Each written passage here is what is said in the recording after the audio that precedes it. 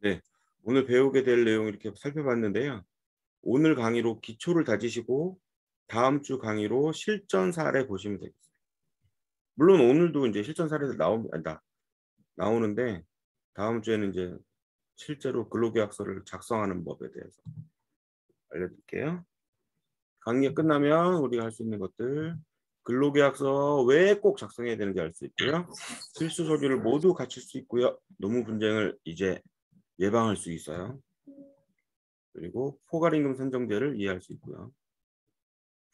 최저임금 계산할 수 있고 근로계약서 작성, 근로자 수 계산하실 수 있습니다. 자, 본 강의로 넘어가겠습니다. 네, 오늘 이벤트 카카오 상품권. 네, 카카오 상품권 오늘 또 누가 받으실지. 지금 방에 들어와 계신 분만 할게요. 몇 분 들어와 계시냐면 하나, 둘, 셋.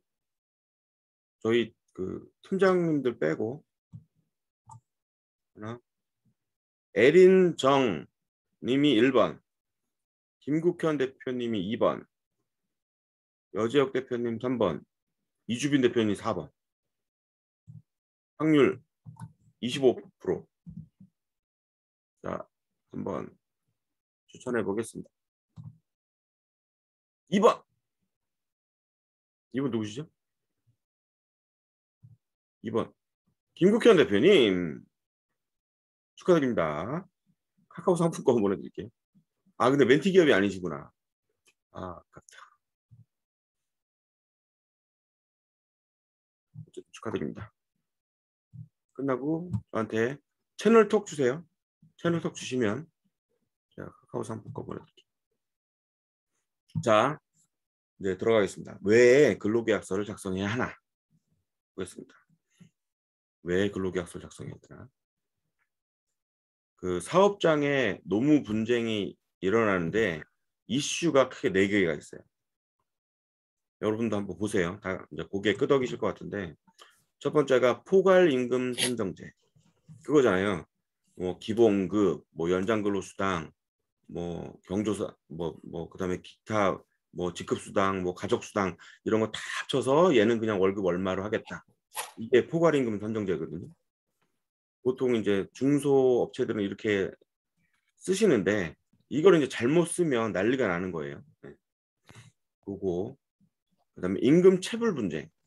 그래서 실제로 임금이 체불돼서 임금 체불 분쟁이 나는 것보다 임금을 다 받을 대로 받고 퇴직한 다음에 전 직장을 상대로 임금 체불 분쟁을 가는 경우가 있어요. 네. 실제로 매월 월급을 못 받아서 분쟁이 나는 경우는 뭐 당연히 분쟁을 해야 되는데 받을 월급 다 받고 나가서 퇴직한 다음에 다시 임금체불 분쟁을 합니다. 이거 황당하죠. 사업주분들께서 이거 모르면 진짜 헉 하실 거거든요. 그래서 그거 알려드릴 거고요. 그다음에 부당해고 문제. 왜 이제 그 편의점 알바 같은 경우 하루 나왔다가 다음날 연락 두절로 안 나오잖아요. 그럼 이제 또 다른 사람 뽑고 막 이러잖아요. 아니 두 번째에는 한 일주일 나와도 안 나와. 연락 두절. 뭐 이런 사례가 있는데 그런 경우에 부당해고 분쟁이 붙을 수가 있어요. 네, 그래서 이런 거 한번 사례로 한번 살펴보겠습니다. 그다음에 퇴직금 미지급 분쟁. 다들 아시다시피 퇴직금은 1년을 만근하면 한 달치 월급을 줘야 되잖아요. 근데 10개월, 11개월 일하다가 이제 퇴직한 친구가 뭐 사업주가 해고를 했든 본인이 나갔든 그런 사람들이 전 직장을 상대로 퇴직금 못 받았다고 분쟁하는 경우가 있습니다. 그리고 한 2년, 3년 정도 근무하다가 밖에 나가서 퇴직금 못 받았다고 분쟁하는 경우가 있어요. 받았는데. 네, 그런 거 좀 살펴볼게요.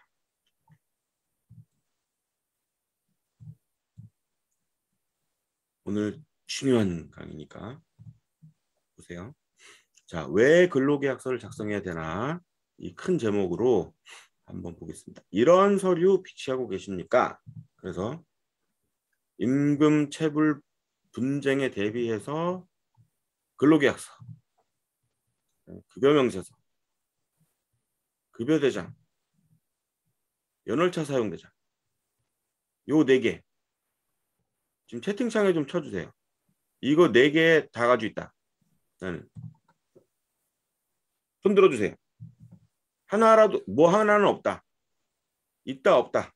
그렇게 채팅창에 좀 쳐주세요. 여러분들 현황이 저희 최성민 대표님 하나도 없다. 이주빈 대표님 두 개만 있다. 연월차 없다.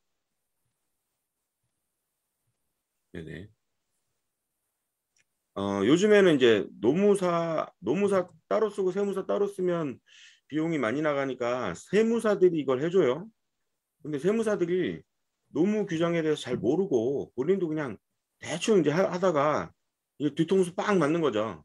그래서 세무사한테 요 네 개 다 요구하세요. 다 요구하셔서 꼭 받으시기 바라고요. 연월차 사용대장은 5인 미만 사업장은 해당이 안 됩니다. 5인 이상 사업장만. 그래서 요 네 가지 서류는 필수 서류입니다. 임금체불 분쟁을 대비하기 위해서. 그다음 이제 부당해고 분쟁 대비 서류를 알아볼게요. 부당해고 분쟁에 안 걸리려면 해고 예고 통지서, 그다음에 해고 통지서, 그다음에 사직원 세 개가 있어야 돼. 이 셋 다 나는 가지고 있다. 이건 인원수에 상관없어요. 이건 나 가지고 있다. 아니면 없다. 채팅방에 한번 해볼까요? 우리 인원도 적으니까 오순도순. 김국현 대표님은 없으시고 이주빈 대표님은 한 개만 있으시고.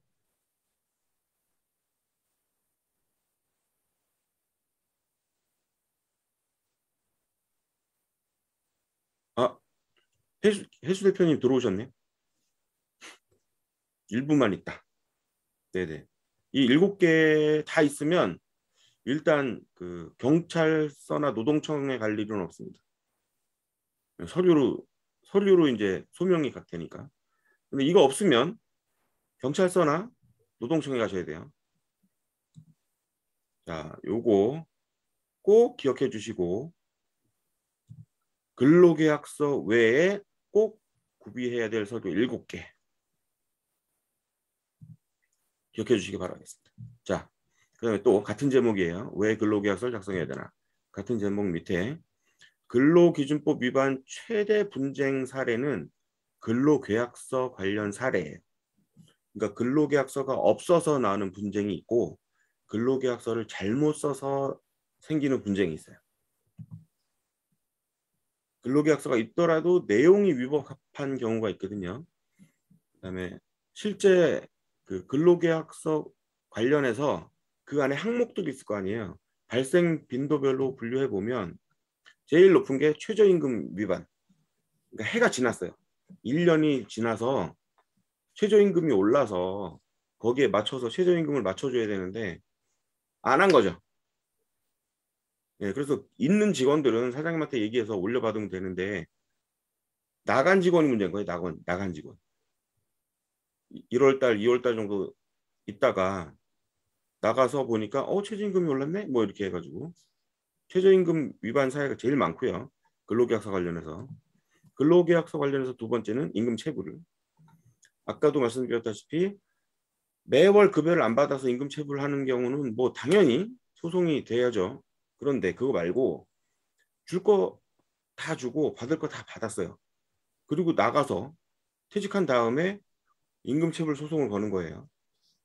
왜 이런 사태가 발생하는지 이제 알려드릴게요. 그다음에 세 번째가 주휴수당. 예. 주휴수당도 역시 마찬가지인데 주휴수당은 일주일 동안 만근하면 하루에 유급 휴가를 주게 돼 있어요. 그러니까 월화수목금 근무하면 토요일은 무급 휴가, 일요일은 유급 휴가예요. 그러니까 일요일치 임금을 줘야 돼요. 그게 주휴수당이에요. 우리나라 법이 그렇게 돼 있거든요. 5일 근무하면 하루치 그 급여를 더 줘야 돼. 그 주휴수당인데 그것 때문에 이제 분쟁이 나요. 특히 이제 커피숍, 편의점 알바생들. 그다음에 연차 휴가 미사용에 관련된 이제 분쟁. 나 이제 휴가 다 못 썼다. 뭐 사장이 휴가 못 가게 했다. 뭐 이런 거. 그다음에 부당 해고. 사장이 날 뭐 임의로 잘라버렸다. 부당하다. 뭐 이런 식으로. 그다음에 휴게 시간 미준수. 하루에 1시간 쉬게 규정이 되어 있는데 1시간은커녕 10분도 쉰 적이 없다. 뭐 이렇게. 그다음에 일하던 중에 갑자기 조퇴시킨다. 꺾기라고 하거든요. 일하고 있었어요. 막 급해요. 이거 오늘 안 하면 근로자도 내일 힘들어지고 사업장도 힘들어져요. 근데 대표가 와서 갑자기 퇴근해. 네. 저기 연장 근로수당 안 주려고. 꺾기. 그죠? 그다음에 4대 보험 미가입. 4대 보험 가입 안 하길 원하는 직원들이 있어요. 예, 그냥 현금으로 달라고 하는 직원들. 4대 보험 저희는 남편이 직장에 나가서 4대 보험 그쪽에 들어 있어서 저는 4대 보험 안 했으면 좋겠어요. 해주지 마세요. 이런 직원들이 있어요. 그래서 4대 보험 안 하고 그냥 월급 줬다가 나중에 봉변을 당하죠, 이제. 그다음에 폭행 및 성희롱. 네, 이거. 자, 이거 근로계약서 안 쓰면 큰일 납니다. 요거 다 근로계약서 안에 들어가 있는 상황이거든요. 그래서 근로계약서 관련 분쟁 사례 중에 근로계약서 내에 있는 이런 것들에 대해서 알아봤어요. 그다음에 왜 근로계약서를 작성해야 되나 보세요. 이게 직장 그 4대 보험 인원, 4대 보험 적용 인원 기준으로 4인 이하 사업장, 그다음에 그러니까 5인 미만 사업장 또는 4인 이하 사업장, 그다음에 5명에서 9명을 고용하고 있는 직장, 그다음에 10인 이상 직장이 있어요. 자, 근로계약서는 세 가지 형태 모두 필수예요. 그죠? 세 가지 형태 모두 필수. 자, 근로자 명부는 역시 필수예요. 근로자 명부는 다 있어야 돼요. 그다음에 최저임금 당연히 셋 다 지켜야죠. 주휴수당 네, 셋 다 필수입니다. 그런데 이제 요게 달라져요. 시간 외 근로수당, 즉 연장 근로수당, 하루 8시간을 초과해서 근무하는 경우 150% 줘야 되잖아요. 그리고 밤 10시부터 아침 6시 사이에 근무할 때 주는 야간 근로수당, 그다음에 휴일인데 나와서 근무하게 하는 휴일 근로수당, 이게 다 시간 외 근로수당 또는 연장 근로수당인데 이거는 4인 이하 사업장은 의무사항이 아니에요. 150%를 주지 않아도 돼요. 그냥 시급에 맞춰서 주면 돼요. 근데 5인에서 9인 그리고 10인 이상은 반드시 150%를 줘야 하고 더군다나 주 52시간의 리미트가 걸려 있어요. 초과 주 40시간이 기본이니까 일주일에 12시간 이상 초과 근무를 할 수가 없다고요. 이거 꼭 명심하셔야 됩니다. 이거 직원이 더 일하겠다고 해가지고 근무하고 있으면 나 깜빵 가기 싫다 얘야. 빨리 퇴근해라. 이렇게 해서 퇴근시키셔야 돼요.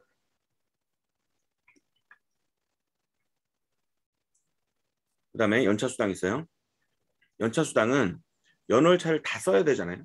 연월차가 1년에 15개, 14개, 15개가 나오는데 그걸 다 써야 되는데 다 못 썼어요. 휴가를 다 못 쓰면 수당으로 주게 돼 있잖아요. 연말에. 근데 그거 안 주려고 막 연말에 막 휴가 몰아서 가고 대기업들은 다 그러는데 그 연차 수당이라는 것 자체가 4인이나 사업장을 안 줘도 되는 거예요. 그런데 이게 연차 수당 관련해 가지고 노무 분쟁을 해요. 4인이나 사업장에 있던 직원들이 나가서. 그러면 일단 노동청에 가서 4인 이하 사업장에 대한 소명을 하셔야 돼요. 귀찮죠. 네, 그래서 이 연차 수당이 적용되지 않는다는 규정을 근로계약서에 넣어주셔야 돼요. 그리고 시간 외 근로수당을 적용하지 않는다. 네. 4인 이하 사업장은 그 규정을 근로계약서에 넣어주셔야 나중에 문제가 발생하지 않아요. 근데 그냥 그렇게 안 돼 있죠. 근로계약서 보통. 그죠? 그래서 이게 되게 중요합니다. 그 다음에 퇴직급여 관리. 퇴직금은 다 줘야 되죠. 그죠? 퇴직금은 다 주고 현금으로 주든 퇴직연금으로 주든 어쨌든 퇴직금은 다 줘야 돼요. 네. 그다음에 4대 보험 당연히 다. 네. 당연히 다 가입시켜야죠. 그다음에 해고 관리인데요. 1개월 전에 미리 통보하는 해고 예고 통보는 4인 이하 사업장은 안 해도 돼요. 네. 그냥 너 내일부터 나오지 마. 이거 해도 돼요. 대신에 한 달치 월급은 더 주셔야 돼요. 네. 해고 예고는 안 해도 된다. 하지만 사직서는 받으셔야 돼요. 해고 통보서랑 사직서는 받으셔야 돼요. 요거 꼭 이거 안 하시면 부당해고 네, 걸립니다.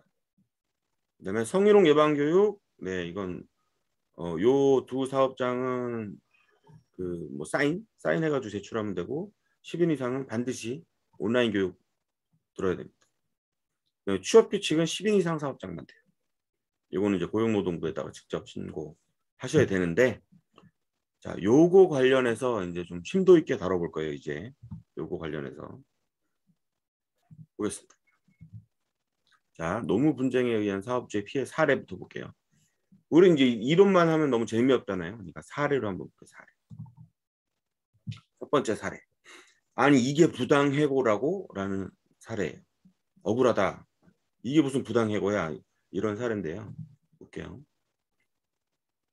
자, 한 달, 아니, 10개월 근무했어요. 한 직원이.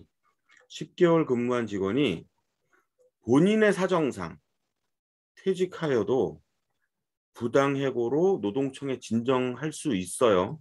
악의적인 근로자라면. 노동청에 진정 시 고용주의 패소율이 99%예요. 네. 그러니까 소명이 안 되면 재판을 가면 근로기준법은 근로자 편이거든요. 그래서 웬만하면 다 근로자 편을 들어준단 말이에요. 고용주 패소율이 99%예요. 자, 10개월 근무한 직원이 본인이 퇴직했어요. 본인이 퇴직하고 싶어서. 근데 퇴직했는데 왜 부당해고로 걸릴 수 있느냐?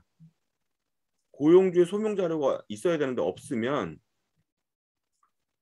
증빙 서류가 없으면 패소하는데 근로기준법은 근로자 편이라고 그랬잖아요. 노동청은 이렇게 판단해요.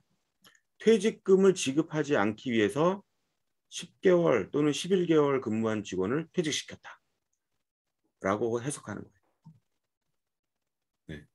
그래서 10개월, 11개월 차에 퇴직하는 직원 이거 절차대로 해고 안 하면 네, 나중에 이제 큰일 날 수 있는 거예요. 그래서 퇴직금 미지급을 위해서 해고했다고 판단해요. 소송까지 가면. 그럼 억울하지만 네, 2달치 급여를 줘야 돼요. 그다음 패소 시에 해고 예고 수당 네, 한 달치 줘야 되고요. 그다음에 분쟁 기간의 임금. 이게 소송이 한 3개월 걸리잖아요. 3개월치 급여를 또 줘야 돼요. 네. 아직 퇴직한 게 아니니까. 소송 중이니까.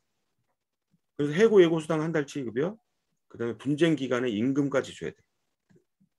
그리고 분쟁 기간이 길어지면 퇴직금도 늘어나겠죠. 네. 그다음에 더 가슴 아픈 게 이 부당 해고로 인해서 분쟁이 됐고 승소한 직원은 의무적으로 재고용해야 돼. 네. 원직 복귀. 얼굴 쳐다보기도 싫은데 의무적으로 재고용해야 됩니다. 기가 막히고 호가 막히죠. 사업주 입장에서는. 물론 이제 이건 진짜 악용한 사례라서 그렇지만 충분히 이렇게 악용될 수 있다는 거예요. 관련 서류가 없습니다. 네, 그래서 근로계약서 안 쓰면 큰일 납니다.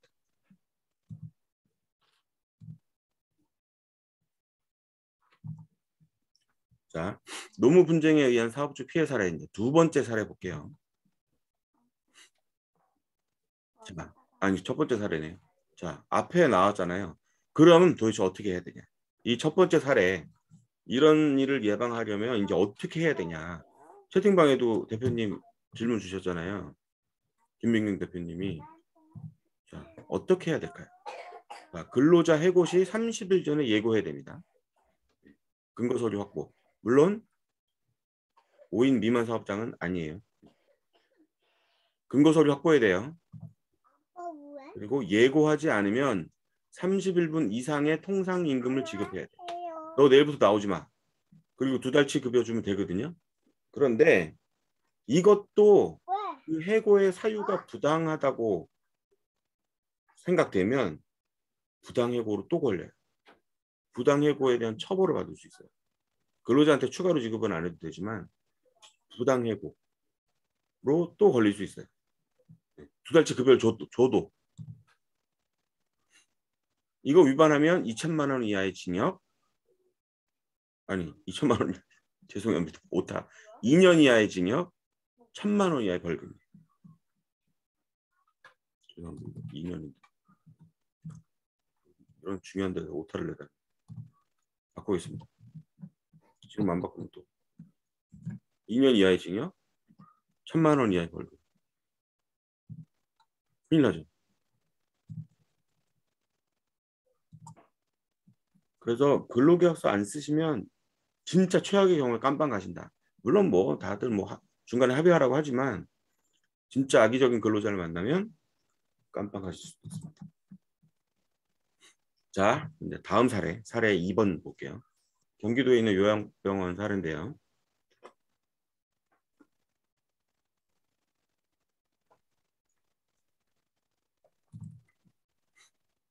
파주에 있는 요양병원입니다.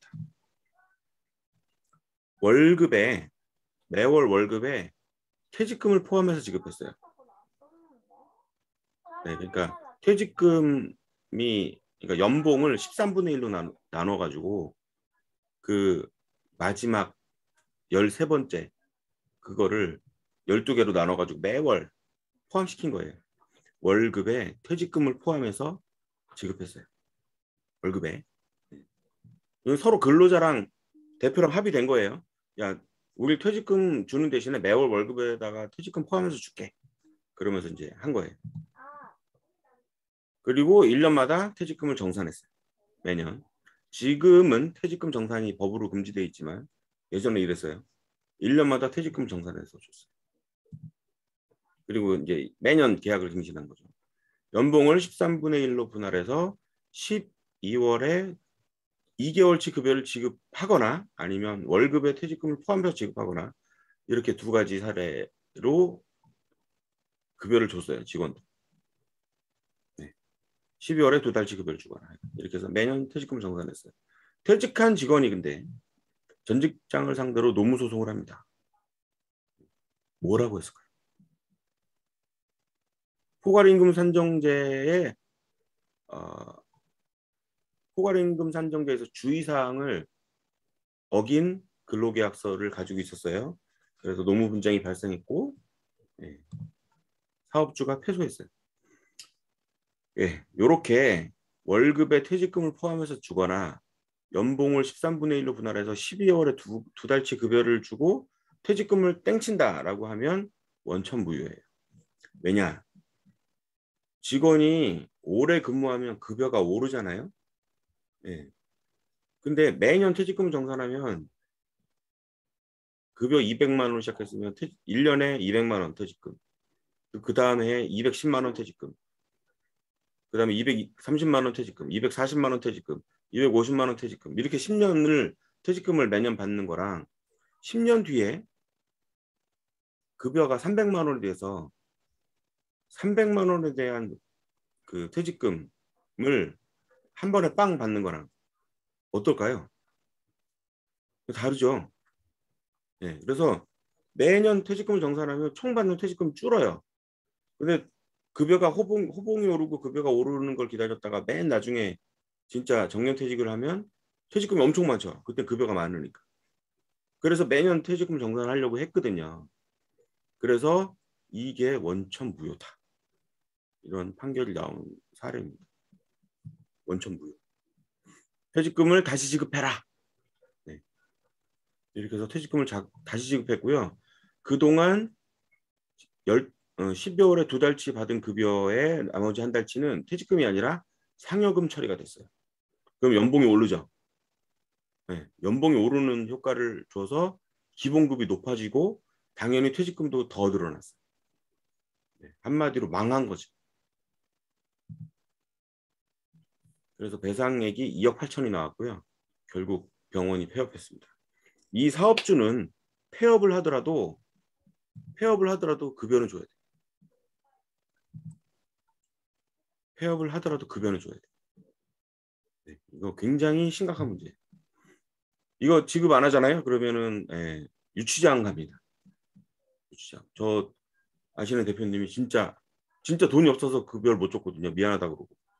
3달 이상 연체가 되니까 직원들이 그 착한 직원들이 노동청에 진정을 올려서 결국 일주일 동안 출석으로 조사받고 마지막 7일째에 유치장에 가셨어요.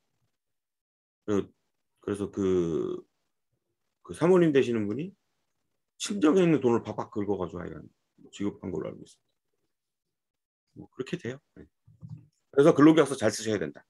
근로계약서 잘 쓰시면 이런 일은 일어나지 않습니다.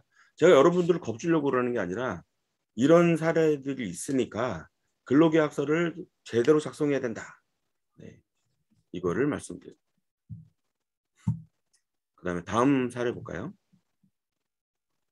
이제 서울 강남의 입시학원 사례예요. 뭐 대치동 그죠? 대치동이랑 뭐 지하철역 근처에 강남에 입시학원 많죠. 네, 거기 있는 사례들이에요.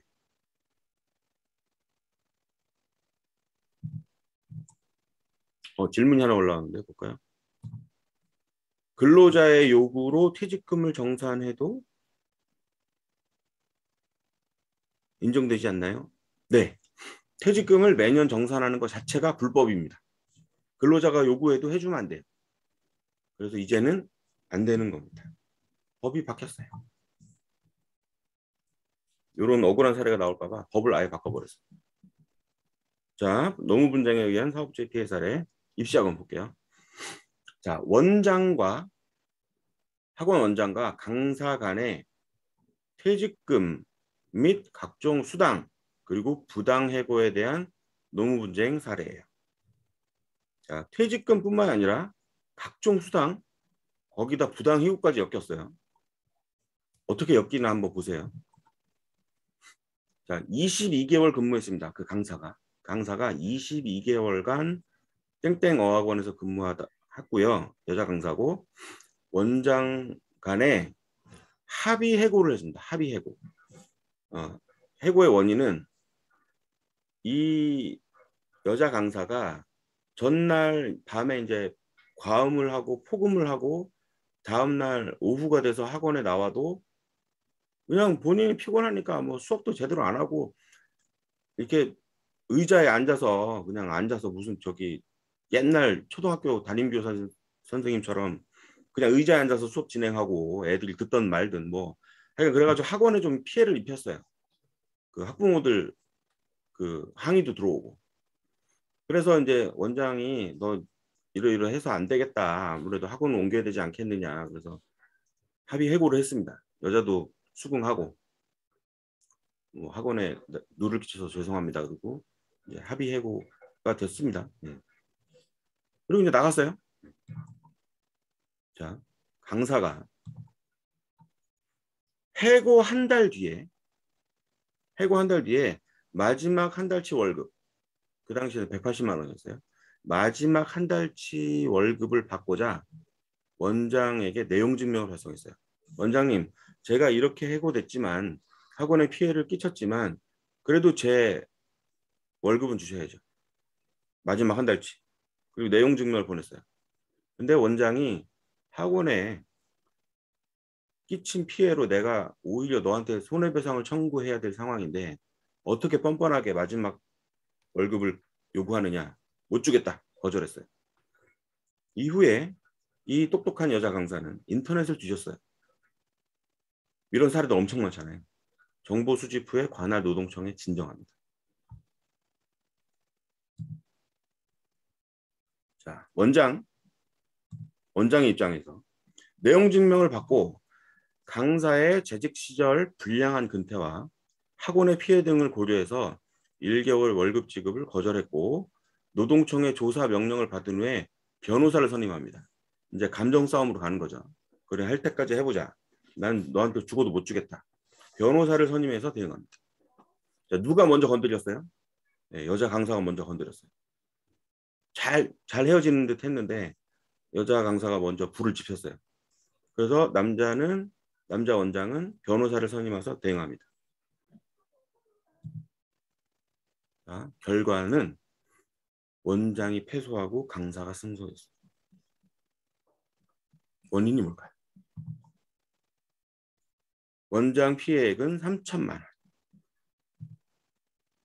그리고 합의금으로 2천만 원. 그 내역 3천만 원의 내역은 합의금 2천만 원을 줬는데 퇴직금, 그다음에 못 받았던 각종 수당, 그다음에 부당 해고까지 엮어서 2천만 원의 합의금을 했고요. 그리고 변호사 선임비 1천만 원이 들어왔습니다. 남자 쪽에서 변호사 선임한 거 500만 원, 여자 쪽에서 변호사 선임한 거 500만 원. 패소한 쪽이 다 부담해야 되잖아요. 그래서 변호사 선임비 1천만 원 들어갔습니다. 그래서 3천만 원 피해를 본 사례. 자, 요 180만 원 줬으면 이 180만 원 줬으면 3천만 원 아낄 수 있었을까요? 저는 180만 원을 줘도 이 분쟁의 불씨는 계속 남아있는 거기 때문에 두고 괴롭힘 받았을 것 같아요. 여자 강사가 진짜 나쁜 맘 먹었으니까.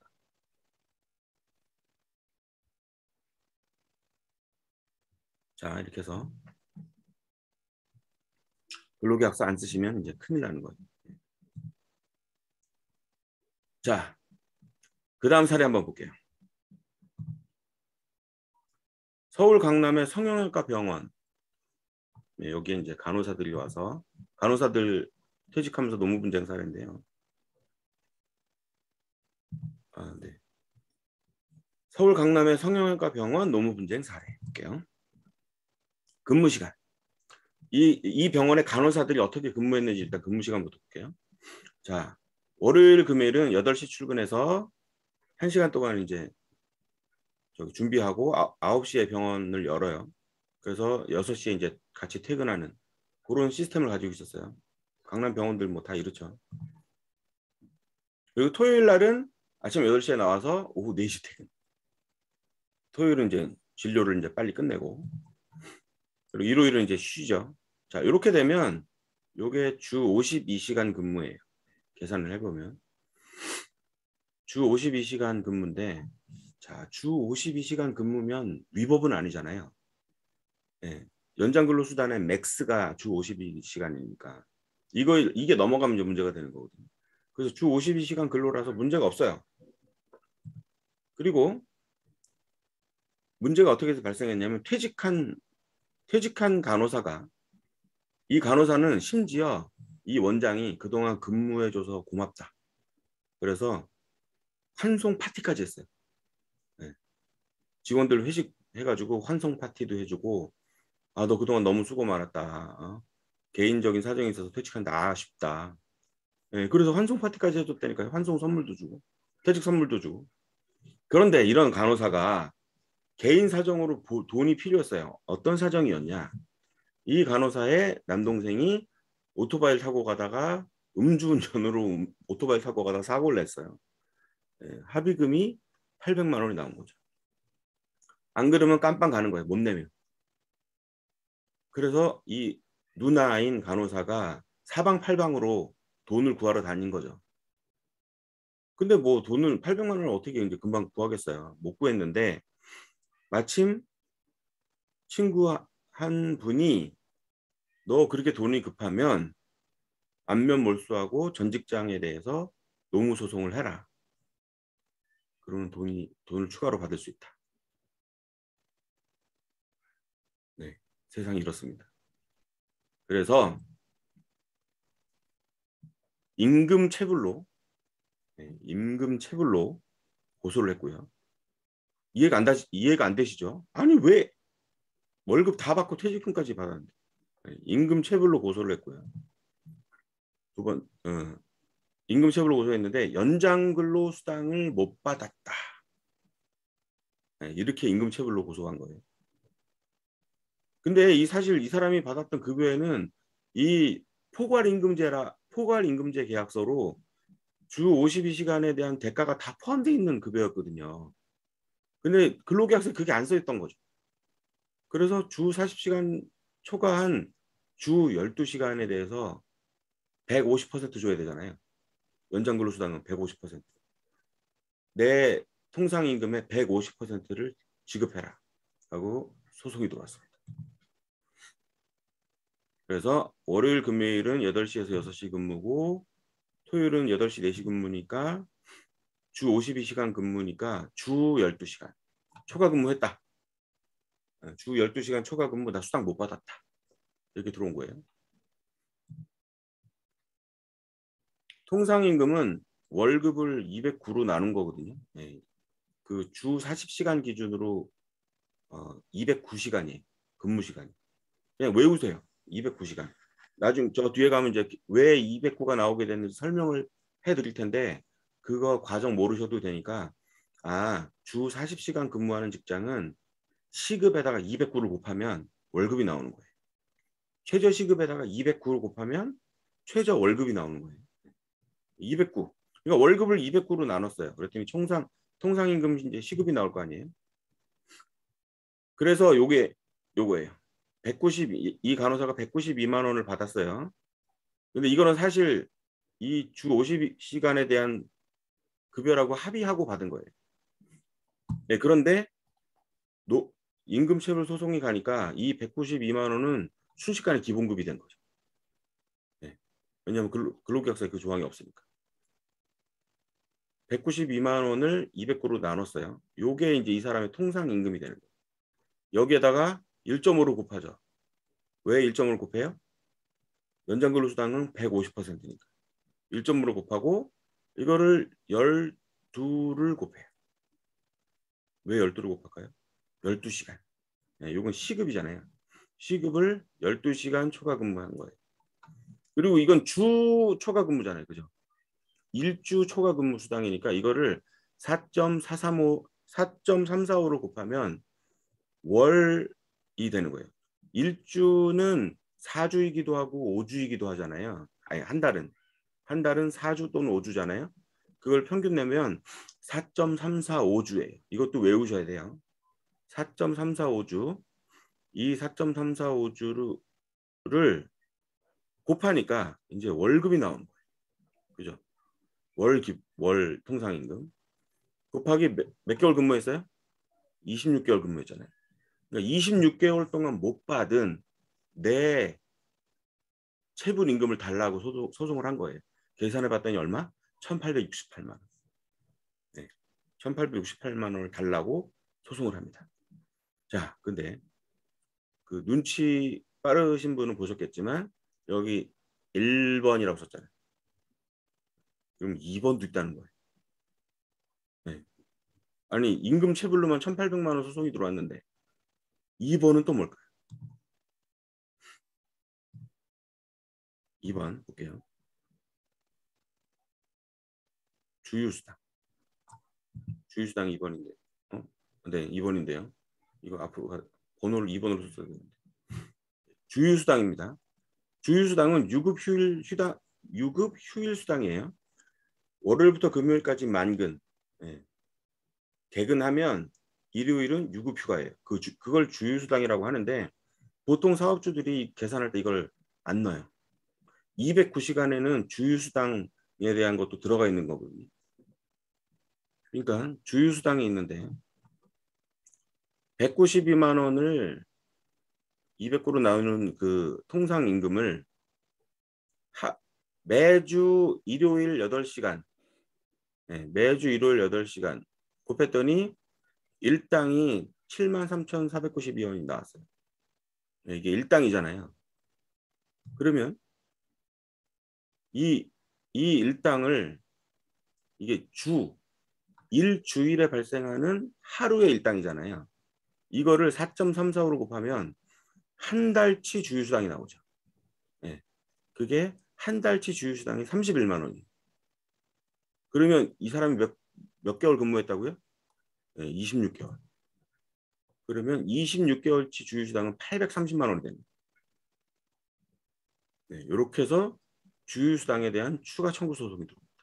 이거 2번이에요. 제가 페이지가 넘어가면서 이게 바뀌었나 봐요. 그 다음에 3번 연월차 수당. 네. 나 연월차 안 썼다. 사실 휴가 썼어요. 근데 연월차 관리 대장이 없었어요. 직장에. 안 썼다고 한 거예요. 네. 연월차 안 썼다. 달라. 자, 1년에 15개의 연차를 미사용했다. 라고 진정을 한 거예요. 192만 원 나누기 200고 이제 통상 임금 곱하기 8시, 통상 시급 곱하기 8시간. 그럼 하루 일당 나오죠? 이 하루 일당이 15개잖아요. 1년에. 근데 2년 했잖아, 2년. 2년 근무했으니까 30. 그 다음에 2개월 근무했으니까 여기 하나 더 들어갈 수도 있어요.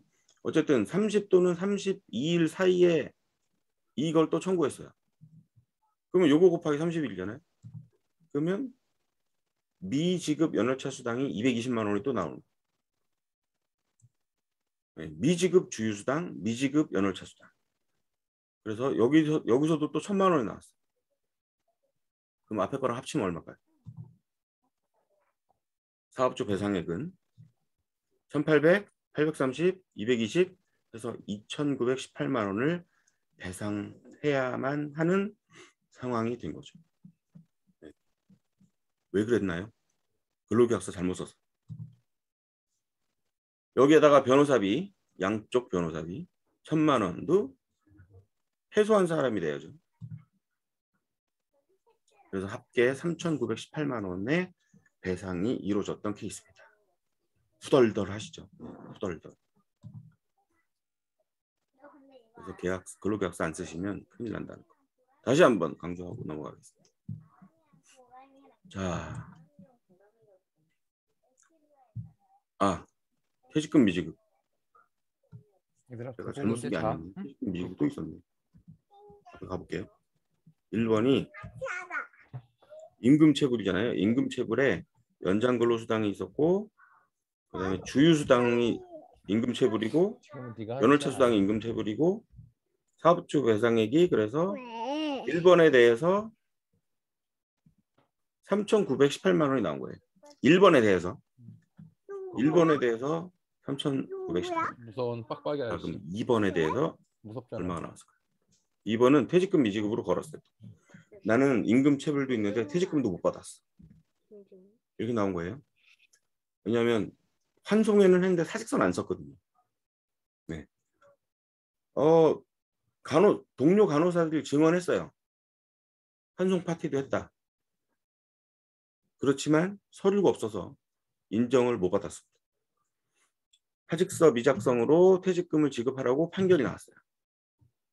그래서 통상임금이 192만 원이잖아요. 거기다가 71만 원에 12시간 초과 근무수당을 이제 더해야 이 사람의 통상임금이 늘어난 거예요.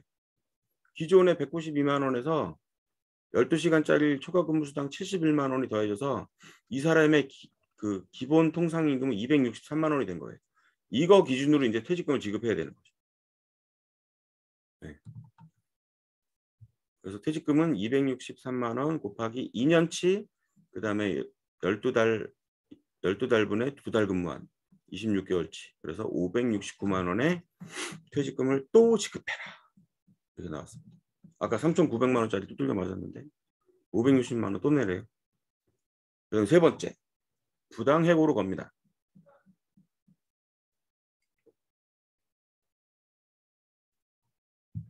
사직서 안 썼다 그랬잖아요. 네, 부당해고예요. 퇴직 후 밀린 임금, 분쟁 기간이 한 3개월, 4개월 걸리는데 재판 기간이 그 기간의 임금까지 같이 주고 얘를 원직 복귀시켜야 돼요. 직장으로 다시. 물론 이 근로자가 뭐 다니겠어요? 바로 퇴직하겠지만 사실서 내겠지만 어쨌든 원직 복귀시켜야 돼요. 부당해고 263만 원이 이제 이 사람의 통상 임금이 됐잖아요. 3개월치 평균 소송 기간 3개월치 그래서 789만 원을 추가로 또 배상. 그래서 총 배상액이 얼마예요? 3,900만 원에 569만 원에 789만 원에서 5,200만 원. 변호사비 1,000만 원 포함해서 5,200만 원의 피해 사례가 나왔던 케이스입니다. 후덜덜 하시죠. 네. 이래도 근로계약서를 안 쓰실 거예요. 쓰셔야 된다니까. 무조건 쓰셔야 돼요. 네. 근로계약서 안 쓰시면 큰일 납니다.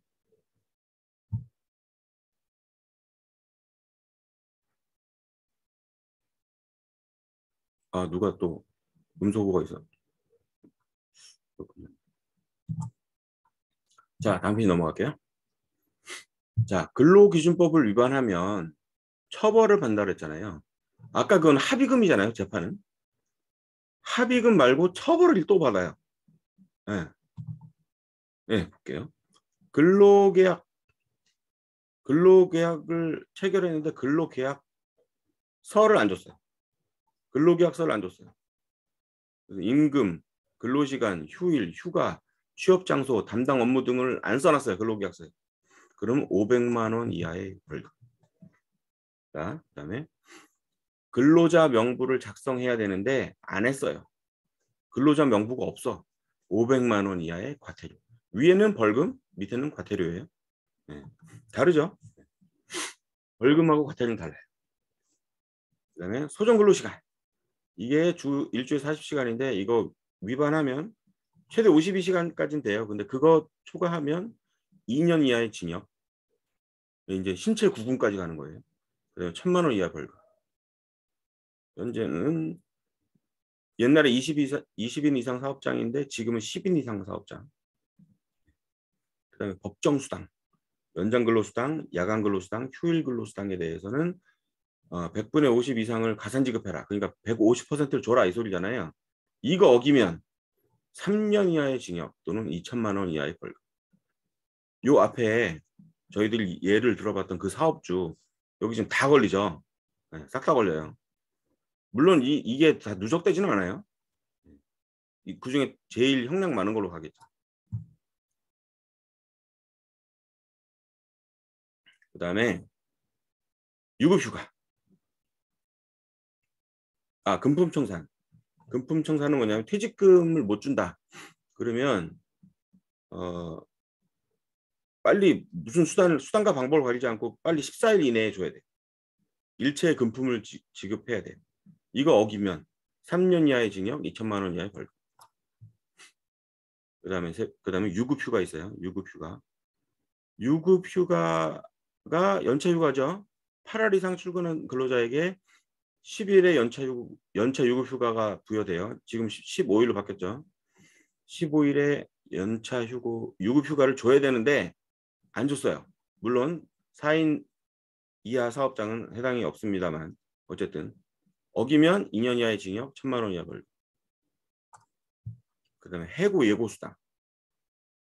해고 30일 전에 예고. 그다음에 31분 이상의 통상임금을 줘야 돼요. 그러니까 2달치 월급을 줘야 돼요. 어기면 2년 이하의 징역, 1,000만 원 이하의 벌금. 그다음 취업규칙 작성해놓고 신고해야 되는데 안 했어요. 500만 원 이하의 과태료. 취업규칙은 몇 명 이상 사업장이에요? 10명 이상 사업장. 10명 이상 사업장 중에 제가 다녀보니까 절반이 취업규칙이 없어요. 네, 이건 걸리면 문제되면 다 과태료예요. 그다음에 취업규칙을 주지 게시해야 돼요. 눈에 잘 보이는 곳에 취업규칙을 비치해야 돼요. 주지 게시라고 하는데 근로자가 자유롭게 열람할수록 해야 되는데 근로자가 자유롭게 열람하기는커녕 대표조차 취업규칙이 어디 짱 박혀 있는지 몰라요. 네, 이거 500만 원 이하 과태료. 그다음에 퇴직금 지급 안 하면 3년 이하의 징역, 2,000만 원 이하의 벌금. 네, 그래서 이 중에 여러 가지를 어겼을 경우 이걸 다 합산하는 게 아니고 미국은 다 합산하죠. 근데 우리나라는 이 중에 제일 큰 거를 처벌한다. 뭐 항소하고 또 항소하면 또 감액은 되겠지만 어쨌든 깜빵을 가셔야 됩니다. 자, 그러면 이게 다 포괄임금 산정제 때문에 생긴 문제잖아요. 포괄임금 산정제 임무 것 때문에 생긴 문제인데 포괄임금 산정제가 뭔지 좀 자세히 알아볼게요. 포괄임금 산정제라는 게 연장근로수당, 야간근로수당, 휴일근로수당 등 모두 포함한 급여예요. 기본급, 그다음에 연장근로수당, 야간수당, 휴일근로수당, 그다음에 뭐 식대, 유류비, 뭐 직급수당, 가족수당 다 포함해서 이게 급여. 이거 다 퉁쳐서 얼마로 한다. 이게 포괄임금 산정제예요. 근로계약서에 근데 그렇게 쓰셔야 돼요. 그리고 주휴수당, 주 5일 만근 시 1일분의 추가 수당을 추가로 지급하는 거 주휴수당도 포함된다라고 쓰셔야 돼요. 근데 대부분의 포괄임금 산정제가 주휴수당이 포함되어 있다는 얘기를 안 써 있어요. 그 다음에 주 15시간 이상 근무자는 모두 적용돼요. 주휴수당이. 주 15시간 이상인데 주 5일 만근하려면 하루에 3시간씩 근무하는 거죠. 하루에 3시간씩 근무하면 일주일에 15시간이잖아요. 그런 사람도 주휴수당 줘야 돼요. 통상임금. 통상임금의 기준이 되는 시급은 기본급 나누기 209시간이라고 제가 말씀드렸잖아요. 그죠? 네. 그래서 포괄임금 산정제에는 통상임금이 언급이 돼야 됩니다.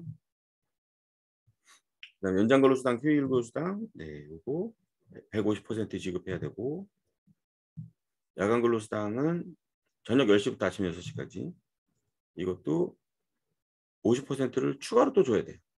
그러면 야간근로수당에다가 연장근로수당이 엮이면 어떻게 돼요? 얘는 원래 낮에 근무하는 애인데 연장근로수당에다가 심지어 새벽까지 근무했어요. 연장근로수당이 들어가면 10시부터 6시 사이에는 200% 줍니다. 200%. 200% 줘야 되는 거예요. 그래서 이거 포괄임금 산정제 근로계약서 작성 시 정말 주의하셔야 됩니다. 네, 요걸 다 언급하셔야 돼요. 포괄임금 근로계약서에. 그다음에 최저임금, 우리나라 최저임금이 그동안 어떻게 변동돼 왔는지 한번 볼게요. 자, 2013년, 그러니까 10년치만 볼게요. 10개만 볼게요. 2013년에 4,860원. 이때는 4,000원이었어요. 네. 2014년 5,200원. 2015년에 5,500원. 16년에 6,000원. 보통 인상폭이 어느 정도 예상되시죠? 2017년에 6,400원. 그리고 2018년에 7,500원. 갑자기 확 뛰죠? 네. 왜 그럴까요? 네, 문재인 정권. 문재인 정권이 들어오면서 자기 임기 말에는 시급 1만 원을 달성시키겠다. 이게 공약이었어요. 그래서 2018년에 최저임금이 갑자기 7,500원으로 점프를 해요. 이게 추세대로라면 7,000원대 초반이 돼야 되는데 7,500원으로 점프. 그다음에 2019년에 8,300원으로 또 점프. 네. 그다음에 2020년 코로나라서 조금 올렸죠 이제. 그래서 여기에서 왕창 오른 게 조금 상쇄되긴 했어요. 조금 올랐어요. 그리고 올해 8,720원. 요것도 이제 조금 올렸죠. 그리고 내년에 얼마냐면 드디어 9,000원대가 됩니다. 9,160원. 상승폭은 적은데. 그런데 이렇게 매년 어느 해는 조금 오르고 어느 해는 많이 올랐잖아요. 이렇게 10년 평균을 내보면 평균 상승률이 7%입니다. 네. 최저임금 평균 상승률이 7%예요. 그러면 근로자들은 매년 7%씩 급여가 올라요. 근데 정부에서 발표하는 물가는 2% 3%잖아요. 아니면 뭐 마이너스 물가. 그러면 근로자들은 시간이 갈수록 윤택해져야 되잖아요. 물가 상승률보다 내 급여 상승률이 높으니까. 근데 왜 안 그럴까요? 왜 점점 더 힘들어질까요? 월급이 올라도. 예. 물가 지표랑 생활 물가 지표랑 다르거든요. 물가는 0%에서 2% 정도가 올랐다고 발표를 하는데 생활 물가, 그러니까 밥 먹는 거, 뭐 어디 뭐 놀러 갈 때 뭐 유류비, 그다음에 버스 요금, 지하철 요금, 그다음에 식비, 그다음에 뭐 이런 우리 생활에 관련된 생활 물가는 10%가 넘어갔어요. 그러니까 근로자가 임금이 올랐는데도 불구하고 본인은 점점 더 빈곤해지는 느낌이 드는 거예요. 아이러니죠. 이거 뭐 정책이 잘못됐다고 볼 수 있죠. 전적으로 물가 컨트롤 못했어요. 네. 자, 아까 앞에서 나왔던 최저시급, 최저1급, 최저주급, 최저월급을 계산하는 법을 알려드릴게요. 우리는 내년 이 앞 페이지에서 내년 최저임금이 얼마라고요? 9,160원. 그러면 이 9,160원에 맞게 여러분 사업장의 직원들 급여를 만약에 올해 기준으로 최저임금을 받았다. 그럼 내년에는 오른 급여를 줘야지 저희가 깜빵을 안 갈 거 아니에요. 그죠? 그러면 어떻게 줘야 되느냐? 노무 업무에 반드시 알아야 할 숫자, 제가 뭐라 그러죠? 209, 4.345. 네. 주 40시간 근무 시에 1개월은 4.345주고요. 4.345 1주는 4.345주, 즉 1개월은 30.4171이에요. 그리고 209시간이. 네, 요거 중에 요건 모르셔도 되는데 4.345랑 209시간은 꼭 아셔야 돼요. 그래서 4.345랑 209는 꼭 외우셔라. 자, 이제 실제로 계산해 볼게요. 자, 주 40시간 근무한다고 쳤을 때 1개월은 4.345주 209시간, 최저시급은 9,160원 내년에, 그죠? 내년에 최저시급은 9,160원이에요. 그러면 9,160원 곱하기 209 하면 내년 최저임금이 나오는 거죠. 네. 그래서 최저일당부터 볼게요. 이 최저일당은 요거 곱하기 8시간, 하루 8시간이니까. 그러면 최저일당은 73,280원이 나오더라. 네. 2020년 기준, 아니 2022년 기준. 그리고 내년에 최저주급은 주 40시간이니까 시간당 임금인 9,160에다가 40시간을 곱해야 합니다. 주급 36만 원이 최저임금이다. 네. 그러면 요거 4개 곱하면 월급 최저임금인가요? 이제 그게 안 되죠. 네. 이제 한 주가 넘어가면 주휴수당이 붙어요. 그래서 36만 6천 원 곱하기 4.345 곱한다고 월급이 되지 않아요. 거기에다 주휴수당을 추가로 해줘야 돼요. 그래서 최저 월급 계산법 두 가지가 있는데 하나는 9,160에다가 209시간 해서 191만 원. 그냥 이렇게 계산하는 거 제일 쉽죠. 최저임금 곱하기 209시간. 그래서 내년에 최저임금은 191만 원. 그러니까 192만 원이 아마 192만 원 주는 사업장이 많을 것 같아요.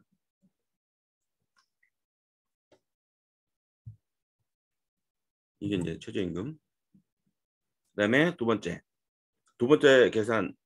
계산하는 방법은 기본급 플러스 주휴수당을 계산해서 실제로 계산해서 주는 거예요.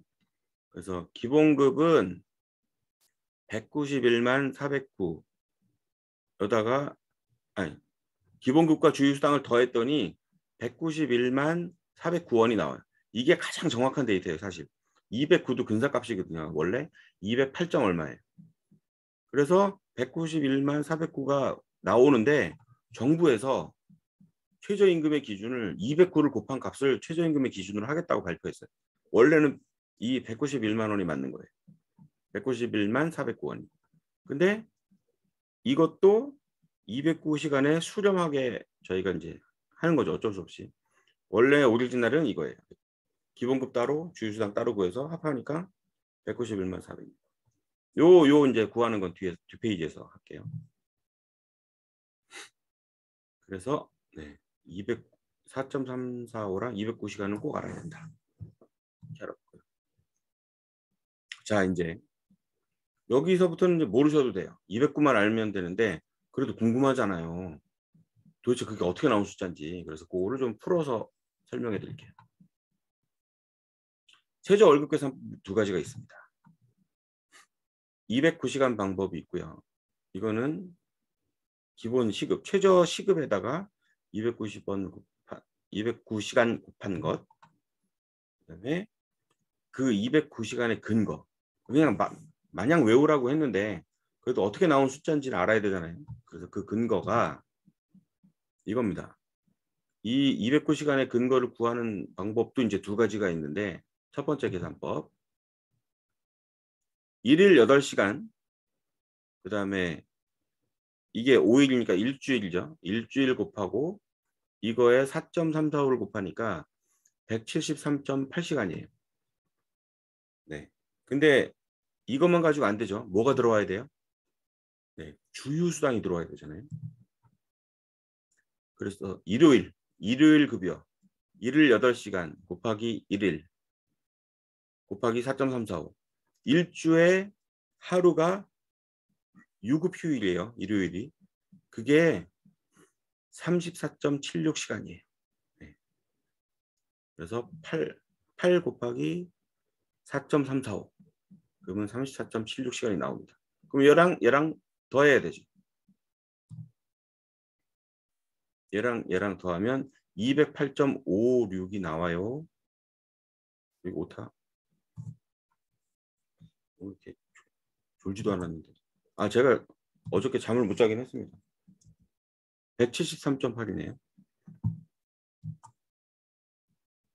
어제 날밤을 새고 제가 바빠서 요즘에 계속 잠을 못 자는데 어쨌든 그래서 209시간이 나온 거예요. 173.8 더하기 34.76 해서 208.56 그래서 209시간 이게 나왔습니다.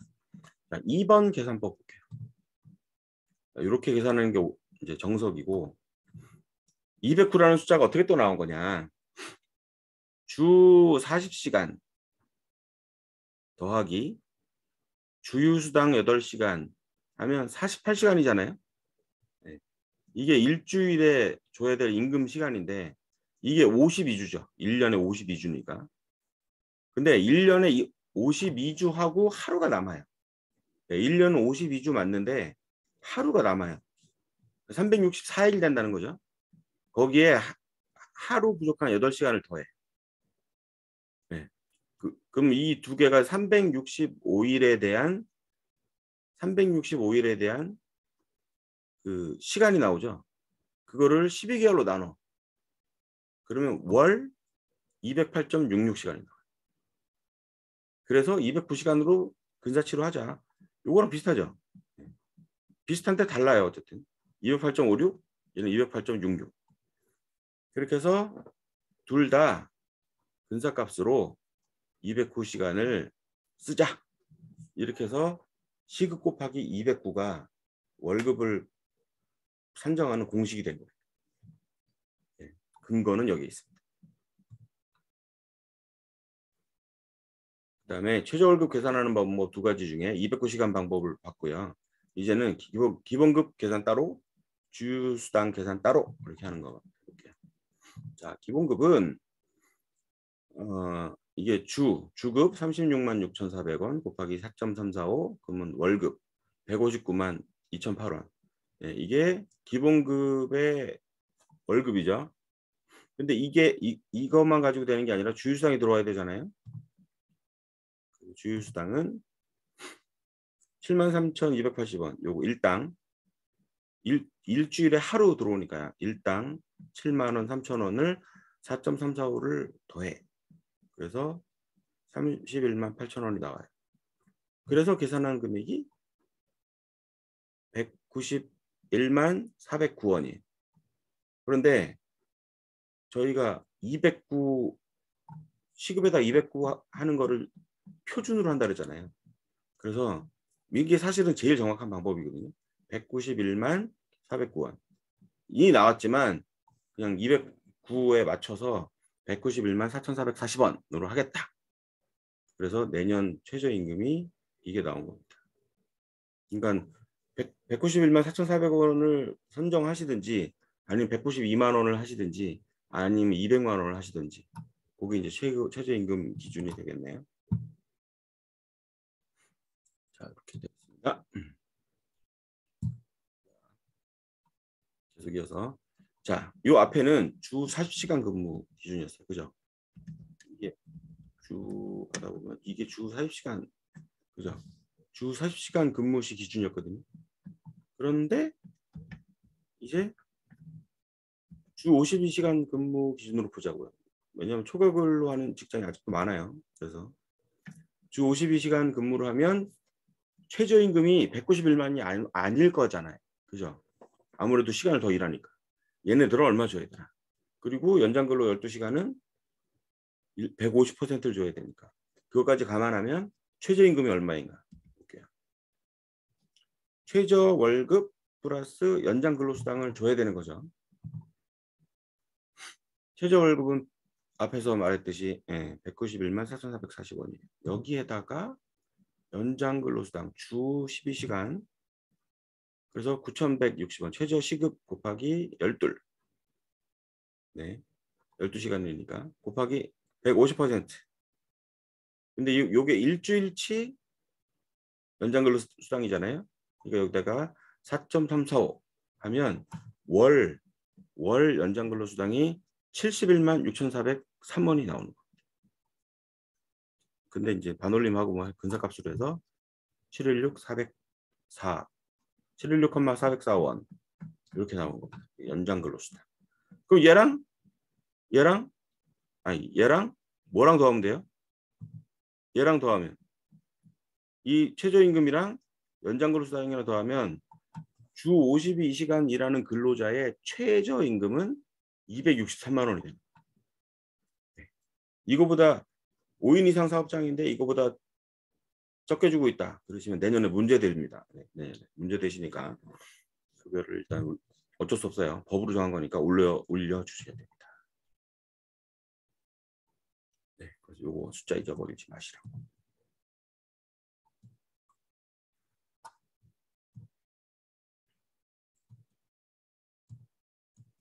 같은 페이지가 또 나오네.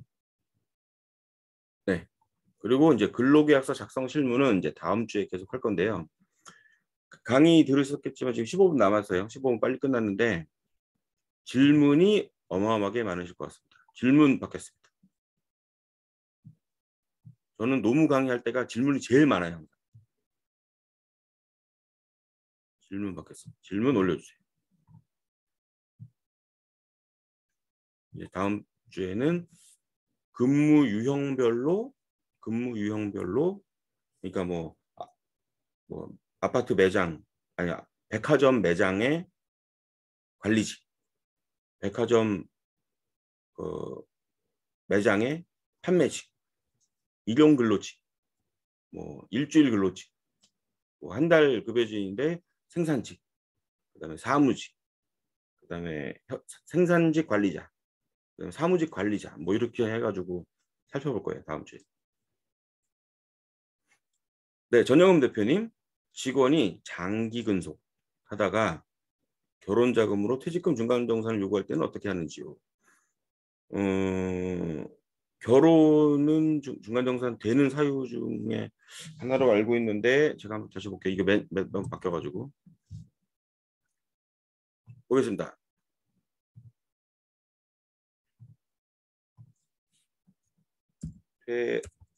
원래 본인이 이제 병가 이런 거 되는데 결혼이 퇴직금 중간정산 요건 될 것 같은데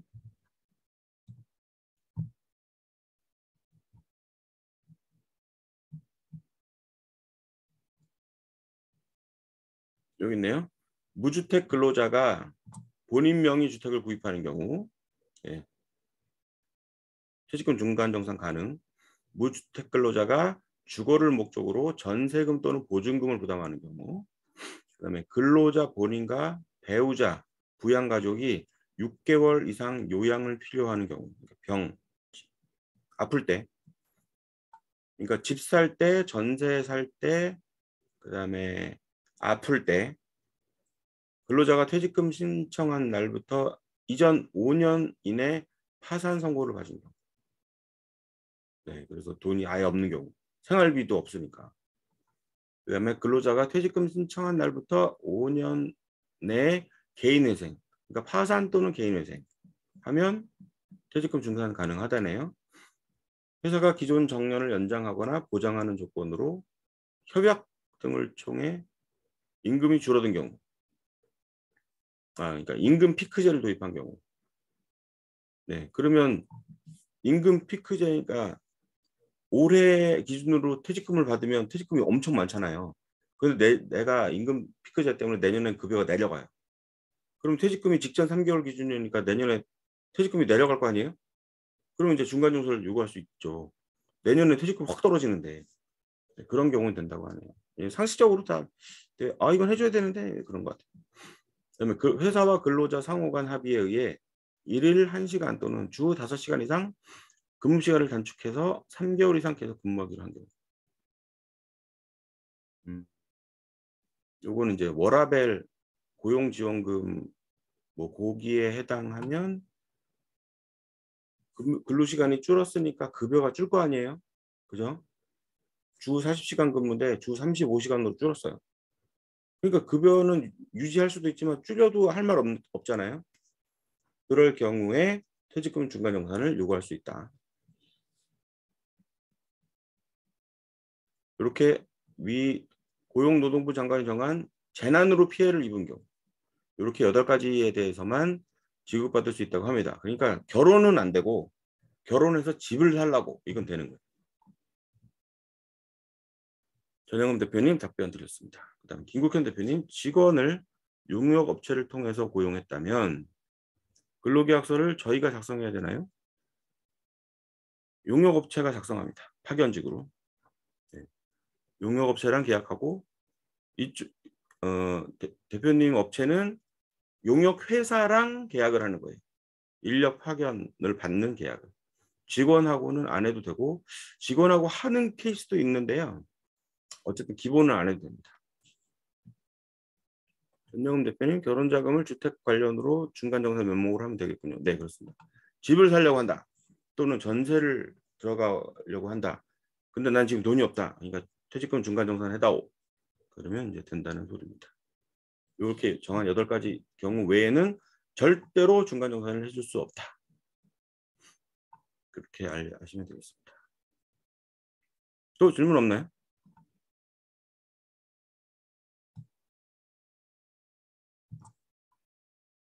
역대급으로 적은 질문이 나오거든요. 질문이 없으시네요. 오늘은. 강의를 잘 궁금한 게 없으신가? 그리고 제가 말 나온 김에 사례 하나를 말씀드릴게요. 김국현 대표. 근데 이미 퇴직금 중간정산을 한 직원이 있다면 어떻게 대응해야 되나요? 언제 하셨는데요? 퇴직금 중간정산을? 퇴직금 중간정산한 날짜. 이미 한 날짜.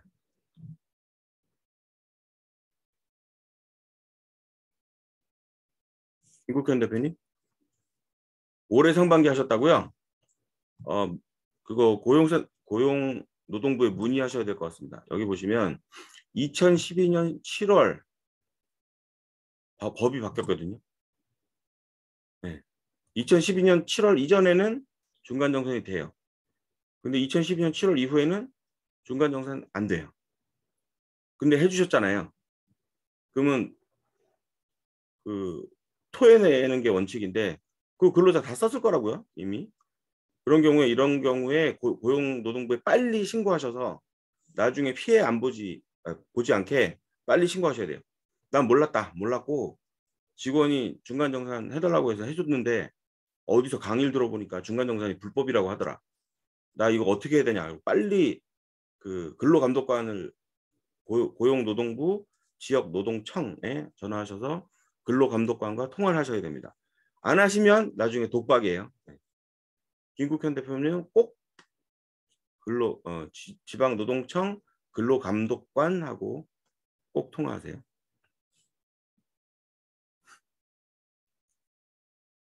그다음에 최성민 대표님, 만약 4대 보험을 안 받겠다고 하면 어떻게 근로계약서 써야 하나요? 원칙을 말씀드리면 이런 분들하고는 근로계약을 하시면 안 돼요. 네. 그런데 이런 직원들이 꽤 많다고요. 맞벌이 부부 중에 특히. 난 남편 밑으로 4대 보험 들어가 있어. 4대 보험 안 떼도 되는데 나 급여에서 4대 보험 떼기 싫단 말이지. 그런 사람들이 있단 말이에요. 분명히.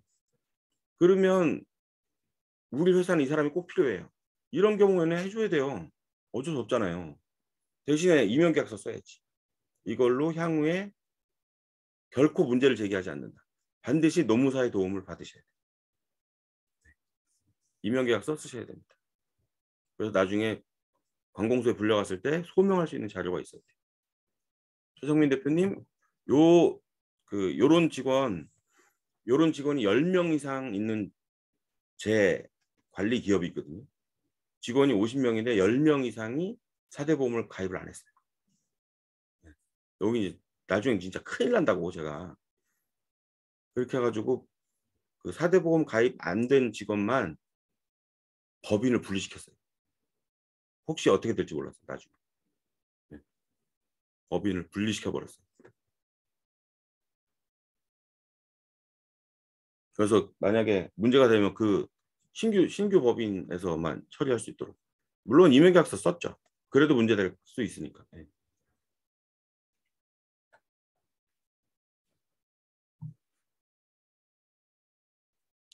전영흠 대표님, 내년부터는 월급 명세서 상세 내역을 반드시 직원에게 통지해야 한다던데 내년부터가 아니고 지난달부터였습니다. 11월 12일부터.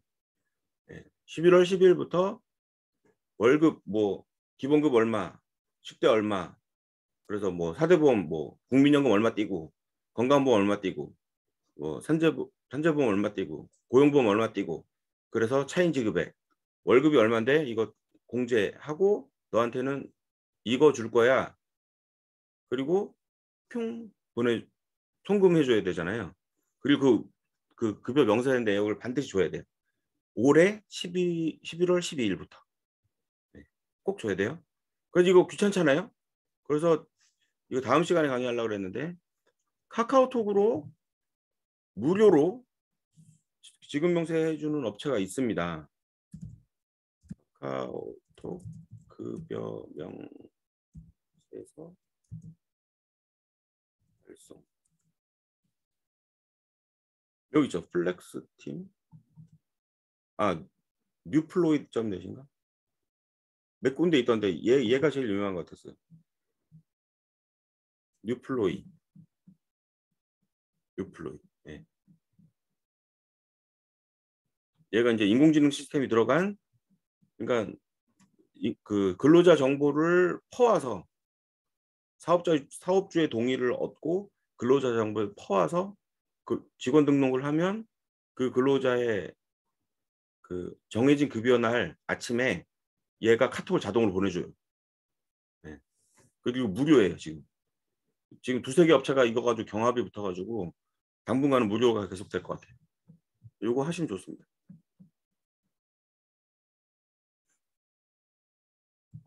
그다음에 여재혁 대표님, 기업부설연구소 설립을 위해서 직원을 채용하고 4대 보험을 가입하는 경우 근로시간에 대한 의무 규정이 있나요? 예를 들면 근로시간을 40시간보다 훨씬 적게 해도 되나요? 그럼요. 됩니다. 정규직이 꼭 주 40시간을 해야 정규직이 아니고요. 주 15시간만 넘어가면 정규직이에요. 네. 그러니까 하루 3시간 아니면 하루 3시간씩 5일 근무하거나 아니면 하루 8시간씩 이틀 근무하거나 일주일에 월, 화만 근무. 그러면 16시간이잖아요. 그러면 15시간 이상이 되니까 정규직이에요. 네, 그런 사람은 당연히 기업부설연구소에 연구 전담 요원으로 채용할 수 있습니다. 대신에 그 연구원들의 급여는 연구개발비로 공제가 되는데 그 직원은 급여가 적으니까 나중에 세금에서 공제되는 부분도 적겠죠. 그 연구원 급여의 4분의 1이 세액공제가 되거든요. 근데 직원 급여가 적으면 당연히 세액공제도 적게 되겠죠. 그리고 직원들한테 나가는 급여가 5천만 원 이상이 넘어야 1년 5천만 원 이상이 넘어야 벤처 인증이 나와요. 그러면 벤처 인증이 그 방법밖에 없느냐? 그건 아니에요. 근데 그 방법이 제일 쉬워요. 연구개발 유형. 연구원들한테 지급하는 급여가 1년에 5천만 원이 넘어요. 그러면 벤처 인증도 되고, 네. 그다음에 뭐 하여간 이거저거 다 됩니다. 그러니까 연구원들은 제가 볼 때는 그냥 만근 연구직으로 뽑는 게 좋을 것 같고, 그 외 직원들은 주 이틀 근무나 아니면 하루 3일 3시간 근무 이렇게 했으면 좋겠습니다. 제 생각이에요.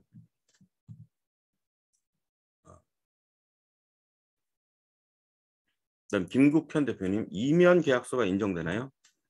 인정은 안 되지만 소명할 수는 있어요. 네. 소명은 됩니다. 인정은 안 되죠. 당연히 위법 사항인데 인정을 안 해주죠. 근데 소명은 됩니다.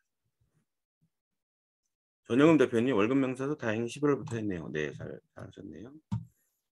여지혁 대표님, 15시간, 네, 15시간만 넘으면 됩니다. 최성민 대표님, 법인 설립한 지 얼마 되지 않아서요. 대표자도 공동창업자도 모두 근로계약서를 작성해야 하나요? 아니요. 네. 경영주는 필요 없습니다. 대신 두 분이 동업계약서를 작성하셔야 됩니다. 네. 공동창업자이기 때문에 두 분은 근로계약서가 필요 없어요. 해도 되고 안 해도 돼요. 그런데 동업계약서는 해 놓으셔야 돼요.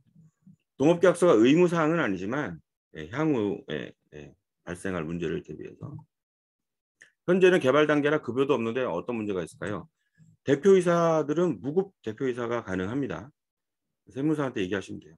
무급 대표이사 해달라고. 직원들은 이러면 큰일 나죠. 직원들은 스톡 옵션을 준다고 해도 최저임금은 주셔야 돼요.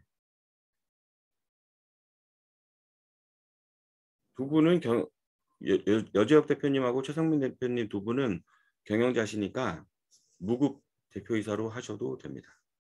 그럼 당연히 사대보험도 안 내시겠죠. 네. 급여가 있어야지 사대보험을 내는데 사대보험도 안 내시고. 그리고 그 대표님들은 고용보험하고 산재보험 대상이 아니에요. 원래. 건강보험하고 연금보험만 내시거든요. 그러니까 2대 보험이죠. 대표님들은. 2대 보험 가입 무급이면 가입 안 하셔도 됩니다. 또 질문 없으신가요? 오늘은 모처럼 시간을 오버하지 않고 끝나겠네요. 자, 그러면 오늘 강의는 이걸로 마치도록 하겠습니다. 혹시 또 이렇게 육성으로 질문하실 분 계시면 하시고 없으시면 오늘도 빠이빠이 할까요? 질문이 하나 더 들어왔습니다. 최성민 대표님, 외부 용역을 프로젝트 단위로 진행하고 있습니다. 시간당 수당을 지급하고 있습니다. 이런 경우 15시간이 넘으면 근로계약서를 작성해야 하나요? 이게 다음 시간에 제가 해야 될 주제거든요. 과연 이런 사람들을 용역직이지만 본사의 지령을 따라서 움직이고 있는 이런 직원도 아니고 외부 용역도 아니고 어중간한 형태의 이런 사람들을 뭘로 봐야 되는가? 그게 이제 다음 시간에 제가 할 강의의 내용이에요.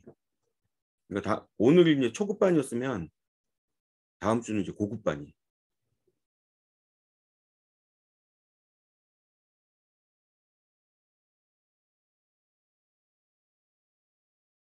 최성민 대표님 궁금증은 다음 주에 풀릴 텐데, 근데 그거를 듣는다고 궁금증이 다 풀리진 않습니다. 왜냐하면 케이스 바이 케이스예요. 네.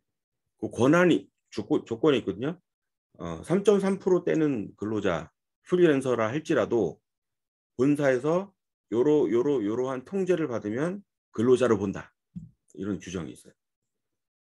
그러니까 3.3% 떼주는 근로자가 우리는 아무래도 요거에 해당하는데 그럼 차라리 고용하시는 게 나아요. 차라리.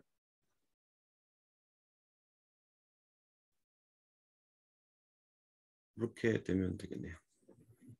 네. 그러면 또 하루가 지나가기 전에 56분이네.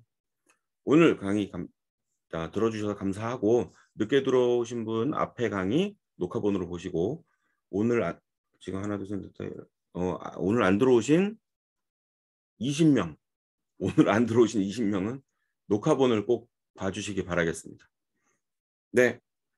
그러면 오늘도 강의 마치겠습니다. 여러분 편안한 밤 보내십시오. 저도 어제 밤을 새서 빨리 자야겠습니다. 안녕히 주무세요. 나가시면 됩니다. 안녕.